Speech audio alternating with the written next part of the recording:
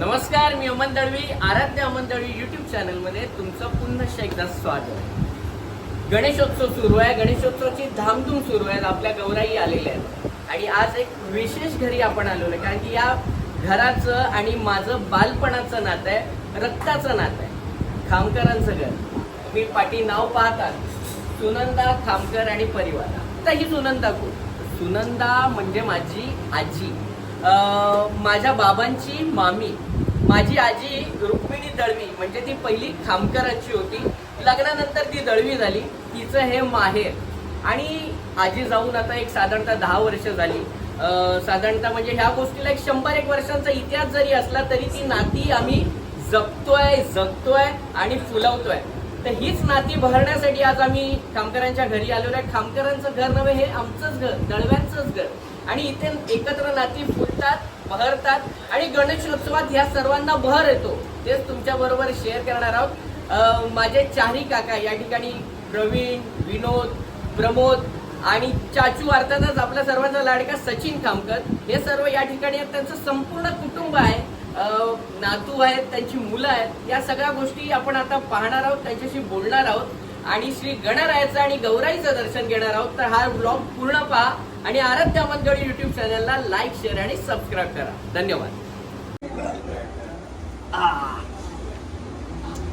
मामीचे आशीर्वाद घेतलेले आहेत.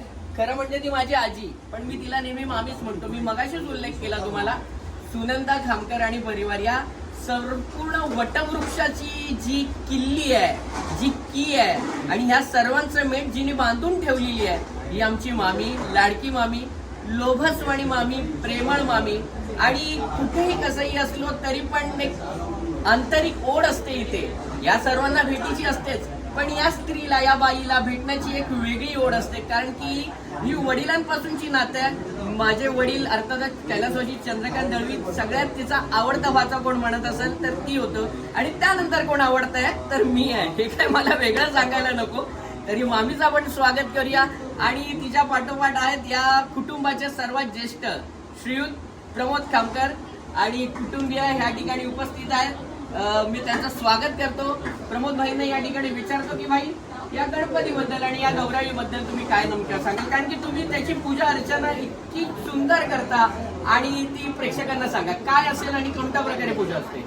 हे जे रूप आहे हे सिद्धिविनायकाचं आहे आणि त्याचं जे शूर्पकर्ण आहे, लंबोदर आहे आणि जे दंत आहेत, हे जे स्वरूप आहे ते सिद्धिविनायकाचं वर्णन केलेलं आहे. त्याच्याबरोबर त्याच्यामध्ये एक आणखीन गोष्ट म्हणजे परशु आणि पाश याचं सुद्धा त्याच्यामध्ये. त्यामुळे हे जे स्वरूप आहे ते सिद्धिविनायकाचं आहे आणि अशा सिद्धिविनायकाच्या ठिकाणी मी आपल्या सर्वांचं स्वागत करतो.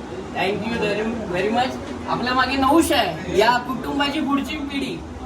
तसं पाहायला गेलं की आजकालची तरुण थोडं भक्तिभावाने थोडेसे लांब असतात, पण आम्ही खामकर त्याला अपवाद आहोत. ही कुटुंबाचा एक भक्ती मार्गात आहे, धार्मिक मार्गात आहे. मी नवशला विचारेन, नवश कसं वाटतं या 6-7 दिवसांच्या उत्सवात? खरं तर खूप थकायला होतं, पण आनंद पण तेवढाच. म्हणजे सर्वांची सेवा करण्यात अजून काय भाग्य माहीत नाही मला, पण चांगलं आहे काम करणं देवाचं. आणि मागे आहे डॉक्टर रेणुका. या ठिकाणी तिचं पुन्हा एकदा स्वागत करतो. खूप हुशार मुलगी आमच्या कुटुंबातली आणि आज ती तिच्या प्रोफेशन मध्ये खूप सक्सेसफुल आहे. आणि इथे तरी देखील ती या ठिकाणी गणेशाच्या चरणी लीन झालेली आहे. तिला विचारूया, काय वाटतं तुला ह्या आजच्या गौराईबद्दल, काय वाटतं या गौराईच्या सणाबद्दल काय वाटतं? सगळेच आतुरतेने वाट पाहतात आमच्या गौराईच्या येण्याची. आम्ही आतुरतेने वाट पाहतो. तिचं जे रूप सजवायला आम्ही थांबलेलो असतो की बाबा आज आपण कोणती साडी कशी नेसवायची, कोणता गजरा घालायचा, कोणता हार घालायचा, त्याच्यासाठी आम्ही विचार करून एकदम प्रेमाने तिचा स्वागत करतोय आम्ही. तर मग त्याचा आनंद असतो. Very good, thank you. आणि सर्वात म्हणजे रुग्णसेवा हीच ईश्वरची सेवा हे म्हणत आमच्या खामकर वहिनी या ठिकाणी आहेत. त्यांचं देखील स्वागत करतो. त्या केईएम रुग्णालय, तुम्हाला माहिती आहे केईएम रुग्णालय म्हणजे रुग्णांनी खचाखच भरलेलं असतं. तिथे ते अनेक 25हून अधिक वर्षांपासून रुग्णसेवा करतायत आणि हे सर्व पार पाडत असताना ते बाप्पाची सेवा करायला देखील आलेले आहेत. मी त्यांना विचारेन, रुग्णसेवा आणि बाप्पाची सेवा या दोघांमध्ये तुम्ही सगळं मिक्स कसं करता, त्यांना जॉईन कसं करता?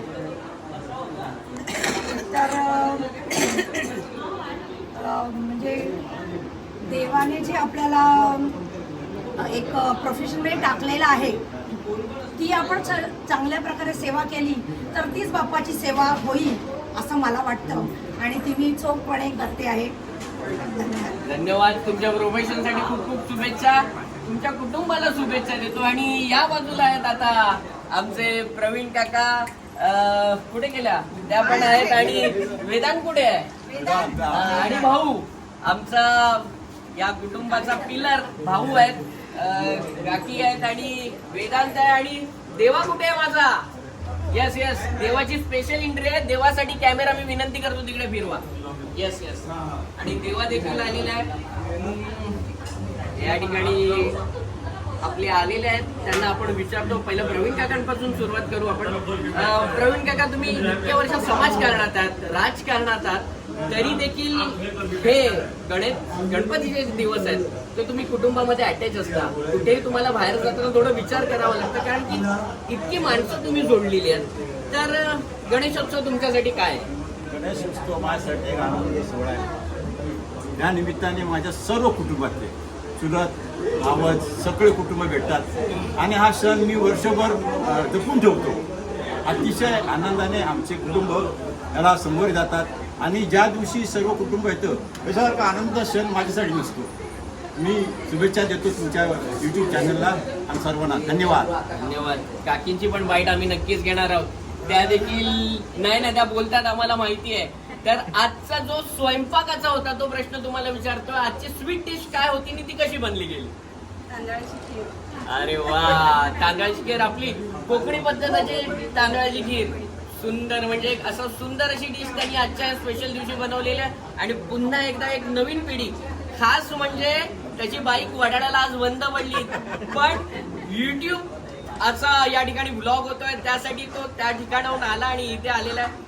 गणपतीतली मजा मस्ती सांग नक्कीच. गणपतीतली मजा मस्ती म्हणजे हे 10 दिवस किंवा जे गौरी गणपतीचे दिवस असतात हे असे दिवस आहेत की वर्षभर आम्ही वाट बघतो. फक्त या 10 दिवसांची आम्ही वर्षभर वाट बघतो, कधी गणपती येत आहे, कधी तो पहिला दिवस चालू होतो आणि कधी त्या शेवटच्या दिवशी आम्हाला असं होऊन येतं की जे 10 दिवस आम्ही वर्षभर वाट बघितली आता 10 दिवस संपले. आज बघायला गेलं तर 5वा दिवस आहे गणपतीचे, 5 दिवस झाले, पण 6वा दिवस गणपतीचं विसर्जन आहे. असं एक क्षणात ते 5 दिवस असे गेले असं वाटलं. आता परत आम्ही वाट बघू पुढच्या वर्षासाठी, पुढचे 10 दिवस कधी येत आहेत आणि परत कधी आमचे सगळे एकत्र येतात. कुटुंबाला एकत्रित बांधण्यामागे ह्या गणेशोत्सवाचा मोठा हात असतो. मुंबईत म्हणा किंवा गावी म्हणा, आपण सगळे विभक्त असतो, पण गणेशोत्सवाचा सण आहे हा बाप्पा असा सण आहे की ज्यावेळी आपण एकत्र असतो. माझ्या समोर आहेत या ठिकाणी सुप्रसिद्ध मराठी उद्योजक विनोद भाऊ खामकर. यांची खासियत अशी की ह्यांचं या ठिकाणी दुकान आहे या घोडपदेव सारख्या विभागामध्ये. घोडपदेव हा विभाग तुम्हाला माहिती आहे, एक मध्यमवर्गीय विभाग, मिल कामगारांचा भरणा असलेला विभाग. आता मिल जरी बंद राहिला तरी मध्यमवर्गीय मराठी माणूस हा अजूनही या ठिकाणी आहे. पण न नफा ना तोटा या तत्वावर हा माणूस जीवाचं रान करून कोणतंही कुटुंब उपाशी राहू नये यासाठी आटोकाट प्रयत्न करत असतो. स्वतःला नुकसान झालं तरी चालेल, पण त्या माणसाच्या घरी सामान पाठवत असतो. या अशा माणसाचं आपण टाळं वाजवून या ठिकाणी या ब्लॉग मध्ये स्वागत करतोय. मी विनोद काका तुमचं स्वागत करतो आणि नक्की तुमच्याकडून मी या पूर्वीचा गणेशोत्सव आणि आताचा गणेशोत्सव यातला डिफरन्स तुमच्याकडून ऐकून घेऊ इच्छितो. गणेशोत्सवामध्ये एक आत्मीयता फार जोडून होती, कारण जी वडीलधारी मंडळी होती, आमचे चुलते होते रामचंद्र खामकर, त्यांच्याबद्दल सांगायचं झालं तर एक आत्मीयता आणि येणारी भावी पिढी कशी असावी याचा मोठा अभ्यासू माणूस होता. एक किस्सा सांगेन मी त्यांच्यासाठी की एक मी दुकान चालवायला घेतलं होतं आणि ते दुकान चालवत असताना एक दिवस ते दुकान ज्या मालकाने दुसऱ्या एका व्यक्तीने विकत घेतलं आणि एका रविवारी तिथे आले आणि त्यांनी विचारलं मला की काय रे आज दुकान का बंद आहे. तर ते म्हणाले की मी म्हणालो की ते दुकान एकाने विकत घेतलं आहे. तर त्यांचं असं मत होतं की ते दुकान मी विकत घ्यावं. त्यावेळेस आर्थिक परिस्थिती तेवढी नव्हती आपली, पण त्याच्यानंतर त्यांनी दिलेला एक शब्द मला म्हणाले की विनोदार तुझ्याकडे जर पैसे कमी पडत असतील तर माझ्याकडून मी तुला पैसे देईन, मग ते दुकान घे. आणि कर्मधर्म सहयोगाने ते दुकान वास्तू ती परत आमच्याकडेच आली. आणि हा मला असं वाटतं की ते जे रामचंद्र खामकर होते गेली 25 वर्ष 50 वर्ष ते घोडादेव उत्सव मंडळाचे खजिनदार होते आणि पहिली पैसा हिशोब कसा असावा आणि कसं द्यावा हे त्यांच्याकडून शिकावं आणि त्यांच्याकडूनच आमच्याकडे हा वारसा चालत आला आहे की प्रामाणिकतेने कसं करता येईल, कसं राहता येईल आणि नैतिकता कशी जपता येईल हे करण्याची प्रेरणा आम्हाला आमच्या चुलत्याने दिली, रामचंद्र आणि त्याचाच वारसा आम्ही आमची मुलं चालवावी आणि अध्यात्मामध्ये प्रगती होते जर तुम्ही या अशा गोष्टी जपल्या तर आणि म्हणून हा गणेशोत्सव महत्त्वाचा असतो. धन्यवाद काका. एक यशस्वी पुरुषाच्या मागे एक यशस्वी स्त्री असते. माझी तृप्ती काकी जरी मागे शांत असली पण ती शांत नाहीये. ती ह्या सर्वांना धरून चालणारी एक स्त्री आहे, एक आदरयुक्त स्त्री आहे आणि मी तिचं या ठिकाणी स्वागत करतो आणि तिला या ठिकाणी विचारतो की हा उत्सव तुझ्यासाठी काय आहे आणि कसं आहे. एवढंच बोलली की मला फार मोलाचा आहे हा उत्सव. म्हणजे कुटुंबांसहित मला सगळ्यांसहित जी सेवा करायला मिळते. पाहिलं ती बोलली पण तिच्या डोळ्यात अश्रू आहे, तिने ते आवरले अश्रू. हेच मराठी माणसाचं मन आहे, हेच मराठी स्त्रीचं मन आहे की गणपती आणि आपण एक भावनिक नातं आहे आपल्यासाठी, तो देव आहे आपल्यासाठी. पण जे काही असतं ना, जे आपण आपल्या प्रिय व्यक्तीला नाही सांगत ना, ते आपण गणपतीला सांगतो. आपली अडली नडलेली आपली दुःख त्याच्या कानी घालतो आणि तो नक्कीच ते सावरतो. आणि या सर्वांचं या ठिकाणी युवा नेतृत्व या ठिकाणी आहे देवा. देवाचं देखील स्वागत करतो आणि देवा एक मस्त यंग आणि जनरेशनला फॉलो करणार आहे, फ्रेंड सर्कल हे सर्व गोष्टी करणार आहे. पण देव प्रथम, देव हा त्याच्यासाठी आराध्य आहे आणि तो या ठिकाणी आहे. मी त्याला विनंती करेल की त्याने नक्की सांगावं की फ्रेंड्स आले का, किती येणार आहेत आणि अजून काय प्लॅन्स आहेत. हा विसर्जन गणपती झाल्यानंतरचे सार्वजनिक गणपतीसाठी काय प्लॅन्स आहेत. फ्रेंड्स तर आता जस्ट तुम्ही थोड्या वेळ थांबला तर 15-20 जण तर आता येतील. तर मग फ्रेंड्सच्या बाबतीत बोलायचं तर आमचा मित्र परिवार जसं लालबाग परळमध्ये आपण वाढलोय, मोठे झालोय, तर मग आपल्या लालबाग परळच्या गणपतींची बातच नाही आली आहे. म्हणजे एवढे मित्र परिवार येतात की आपण कोणाकोणाला आणि किती किती भेटायचा हा मोठा प्रश्न पडतो. पण ते सोडलं ते त्याच्या मागे जी आपुलकी असते, जे त्या मित्रांचं प्रेम असतं की अरे तू राहतोस, तर मग त्या बाप्पाचं दर्शन होण्यासाठी त्यांची जी तळमळ असते की एखादा क्षण मिळावा की त्या बाप्पाचं दर्शन व्हावं आम्हाला आणि आम्हाला त्या बाप्पाला बघता यावं. त्यामुळे आपण जर स्वतःहून काही मदत करता आली, जसं ओळखीनुसार किंवा जितकं आपल्याला जसं काही जमेल तसं त्यांना थोडंसं मदत करून, म्हणजे लाईनी इकडे तिकडे जसं घुसवून आपण मदत करतो. पण त्यामागे फक्त एकच भाव असतो की बाप्पाचं त्यांना दर्शन व्हावं. जसं आपल्याला तो एक आपल्याला काय म्हणता येईल, आपल्याला ती मला मराठीमध्ये काय म्हणता माहिती आहे, पण आपल्याकडे तो चान्स आहे की आपण जाऊ शकतो. कारण आपल्याकडे ती संधी आहे की आपण जाऊ शकतो. पण काही जणांकडे ती संधी नसते, ती ओळख नसते की ते जाऊ शकतात. आपल्याला आयडीज मिळतात, आपल्याकडे ती ओळख आहे, त्यामुळे आपण जाऊ शकतो. पण मग त्यामुळे आपल्याला जितकं जमेल तितकं त्या बाप्पांचं दर्शन घेण्यात, त्यांना मदत करायला तेवढंच फक्त आपण करू शकतो. आणि त्यामागे मग त्यांचे आशीर्वाद आपल्याला लागतात की अरे तुझ्यामुळे मला बाप्पाचं दर्शन झालं, तर मग ते आशीर्वादच समजायचे आपण आणि चालायचं पुढे. आणि घरच्या बाप्पाला तर एनिवेज एनी टाइम वेलकम असतात. माझे मित्र आणि म्हणजे वेदांचे मित्र किंवा माझे मित्र म्हणा, आमचे मित्र रात्री 1:30 वाजता पण येतात. रात्री 1:30 वाजता पण आमच्या मित्रांना कधीही म्हणजे कोणीही आला तरी हे माहिती असतं की अरे देवांशच्या वेदांच्या घरी चाललंय की काही ना काहीतरी खायला मिळेल. तर मग म्हणजे रात्री नाईट काढायची असं म्हटल्यावरती म्हणजे काहीतरी खाऊया म्हणून देवांशच्या किंवा वेदांच्या घरी जाऊया की निदान बाप्पाचं दर्शन पण होईल आणि आपला नाश्ता पण होईल. तर मग ते एक गमतीयुक्त फ्रेंडली मजा असते जी आपण मित्रांमध्ये बोलतो. ते एवढ्या घरी बोलता येत नाही, पण ती जी रात्रीची मजा असते लालबाग परळमध्ये गणपती, सार्वजनिक गणपतींमध्ये फिरण्याची आणि त्या बाप्पाचं दर्शन घेण्याची ती वेगळीच असते. आणि खरोखर म्हणजे घरगुती गणपती आणि सार्वजनिक गणपती या दोघांमध्ये काय दुवा आहे आणि मित्र परिवार कशी मजा करतात या सगळ्या गोष्टी आपल्या इथे पाहिल्या. आता या ठिकाणी माझी मामी आहे, मामीला मी सांगेन की तिने या सगळ्यांना आशीर्वाद द्याव्यात, शुभेच्छा द्याव्यात आणि तिला देखील आमच्या सर्वांच्या वतीने उदंड निरोगी आयुष्य लाभो ही सदिच्छा देतो.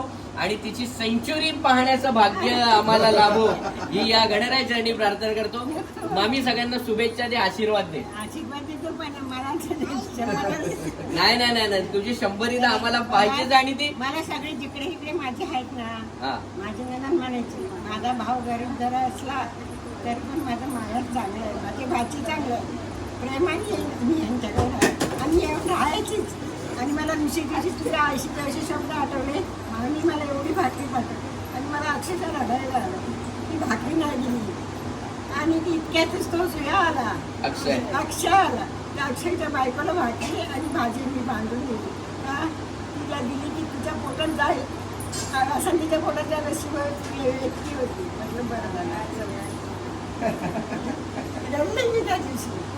तिने जो उल्लेख केला की म्हणजे मामी म्हणजे ती माझी आजी होती, ती आजीचं जेवढं तिच्या मुलांवर प्रेम नव्हतं ना, मला ऑन कॅमेरा सांगण्यात काही यात वाटत नाही, तेवढं प्रेम या सगळ्या भाच्यांवर होतं. मी स्पष्टपणे सांगतोय, कारण की त्या भाच्यांचा खूप लढा होता, तिला खूप मोठेपणा होता. आणि माझे भाचे म्हणजे तिच्यासाठी प्राईम मिनिस्टर, राष्ट्रपती असं सगळं होतं. सगळे VIP त्यांच्यासमोर जग मारतील आणि आहेत तसे ते.